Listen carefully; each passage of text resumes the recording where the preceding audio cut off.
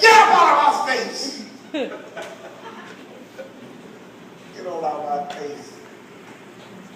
Clean that turkey. Go back there. Go lay back down. Sleep. I need you to see this text. I need you to see this.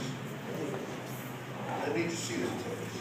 Verse 6 is with the Lord yet called, yet again Samuel. And Samuel rose and went to Eli and said, here I am. For thou didst call me. And he answered, I call not, my son, lie down again. Watch this.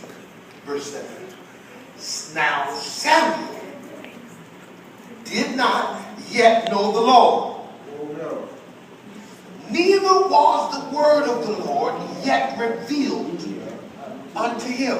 This is a very tight text. Because, see, some of you know God. The word of the Lord has already been revealed to you. Yes. You've seen a prophet before. Say so, man. The word, the land is full of prophecy now. Full. But in that day, Samuel did not know who God was. Didn't understand. I never knew him. Ooh. God knew Samuel, but Samuel didn't know God. Yes. Oh, I'm preaching to here already. I just need some help. If I get you to yell amen, I think I'm going to do something. Amen. You ain't yelling. Amen. Samuel didn't know what was going on. Oh, Samuel didn't understand what was happening to him.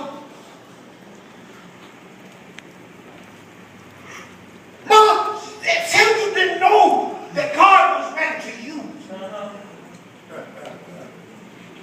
See, some of you, the voice of the Lord is speaking to you, but yet you don't know that God is ready to use you. God is ready to reveal some secrets to you. God is ready to open your door of understanding. God is ready to move like you've never been moved in before. Because you don't understand what God is trying to take you. You don't know how to accept his voice.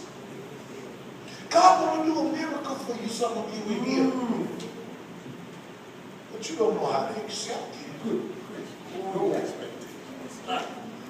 Because your knowledge is limited. Some of you, God is calling.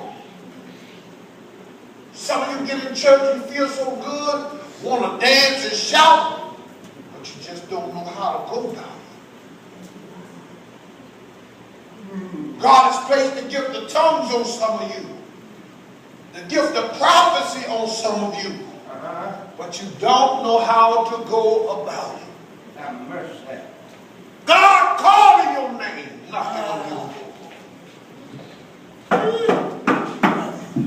But you don't even know how to go to God. Watch it. So Samuel went and laid down again. Glory. I'm about to speed this text up a little bit.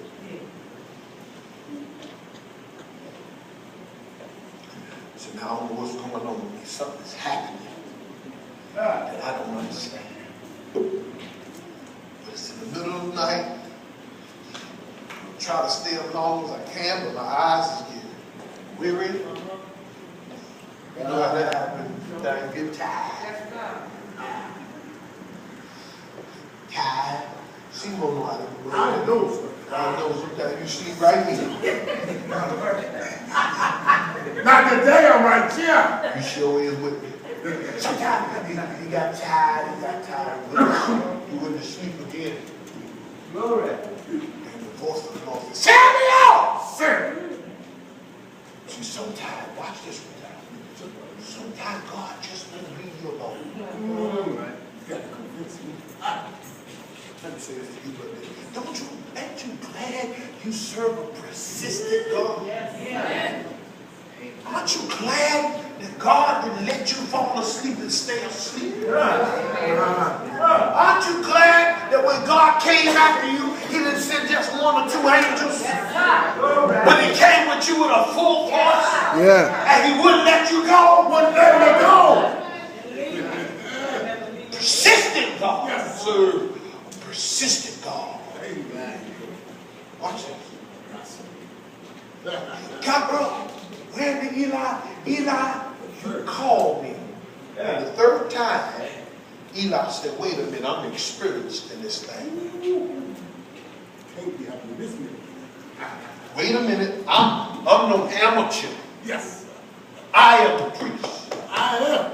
See, and this is my job as the man of God. Just notice when God is talking to you. See, what had to happen now is the priesthood came out. I ain't your stepdaddy no more. I'm your priest. And I know when the voice of the Lord is moving on you. And see, what you need to realize that there comes a time where your pastor got to talk to you, not as your friend, not as your uncle, but as your pastor, and see what God is trying to do in your life. My job as a man of God is to preach this sermon today. Stand up, Pastor. And say, God is talking to you. God. Oh, yeah. God speak to you, you move. I got to show you, I got to educate you on how to answer God. Come on. Boy, ain't nobody talking to me. I feel like preaching. I feel like preaching like I'm crazy, man. Listen. He said, wait a minute now. Wait a minute. Don't just go run and lay down. I got to give you instructions. All right? Let me tell you how to handle this. Yes. Because you about to embark into something that's bigger than yourself. See, what you need to know is that voice that's calling you is bigger than you. That thing that's trying to push you to make a move for righteousness is bigger than you. That thing that's in you, greater is he that is in me than he that is in the world.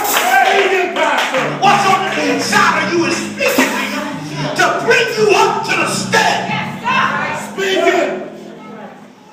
Can't keep ignoring this voice. I can't keep letting you lay down and acting like God ain't calling you. I can't let you keep going back to your house, living in that hellhole, thinking that God ain't trying to use you. I can't let you keep going back to your job, let people talk to you any kind of way, like you ain't anointed. I can't let people take advantage of you. I'm glad that the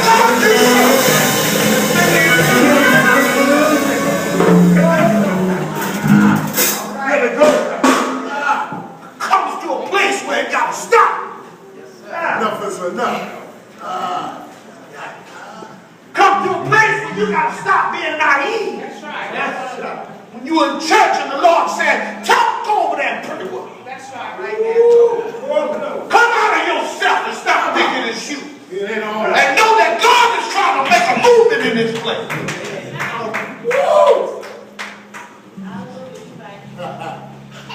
Know that it ain't you. It ain't. It ain't about you right now. Amen. This is the name of this church, Design Word Restoration Ministries. Meaning all of us got a ministry. And if God get behind it, I can't stop it. I'm not happy until I see your ministry go through. Some of you sitting on God's ministry. That's right. Some of you sitting on God's ministry. Yes. Some of you sitting right down on God's ministry. And I will not have it in this church. Recognize it. Lord speaking to some of y'all. And you want to go back and lay down without instructions. Wait a minute. Hold on. A minute thing now. You just a child and you just got here. Lord, have mercy. Tell me I've been here.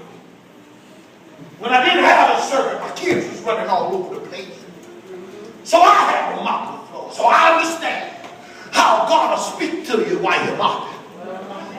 Woo! Sad. But I ain't had nobody to pray with. And I had to pray all by myself. I understand what it is for God to take over my tongue while I'm praying. I is I'm rooted in this thing. And all I need now is to give you a seed.